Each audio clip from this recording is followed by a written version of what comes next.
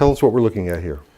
So Jamie, what we're looking at here is a B61-12 mock that's in process of being designed to replace the B61-3. So this is the new bomb. This is the new bomb. And this is a mock-up of the old bomb. This is a mock-up of an old bomb. This is a B61-4. So they look similar, but what's the difference?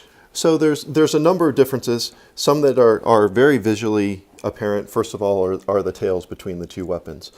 What you see on the new bomb is a B61-12 tail kit assembly that is developed and under production at Boeing for the Air Force. The legacy B61-4 bomb has a static fixed tail. You can see everything's welded and screwed in place, actually housing a large parachute inside.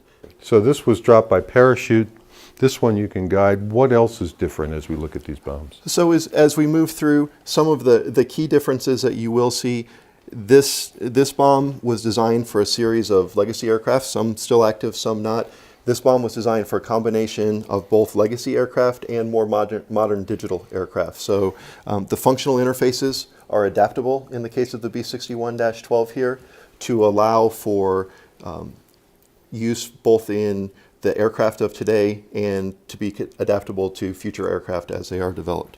So this is, I'm trying to make this as simple as possible, but this is analog technology and this is digital technology? This is analog technology. The B61-12 is capable of communicating in either an analog or digital interface depending on the aircraft that we're required to interface with. Now, how much stuff is being replaced? I mean, it looks like the outside is the same. The outside looks very much the same, and in many cases it is the same. For example, this portion of the bomb, what we call the center bomb assembly, uses the exact same center case that's used in the legacy bomb today.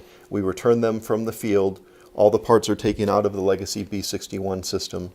The center case is then reworked, powder coated, and then returned to the field for additional use. But what about the innards? So the innards, obviously we can't see here, but there's a number of internal components that are being reused. For example, this port or this port between the two weapons, there's one on each side of the weapon, are actually the interfaces where the spin rocket motors for these weapons are provide their output to actually provide a spin to the weapon in flight. That part is being reused between the old bomb and the new bomb. That's one of several examples. Okay, so is this a new bomb or is this just a better version of the old bomb? It's a modernized version of the old bomb where we are meeting the military requirements while looking for opportunities to improve the safety and the security of the weapon. For the last several decades, our weapons and our design engineers, both here and at our sister laboratories at Lawrence Livermore and Los Alamos, have been advancing the state of the art in making these weapons safe and secure.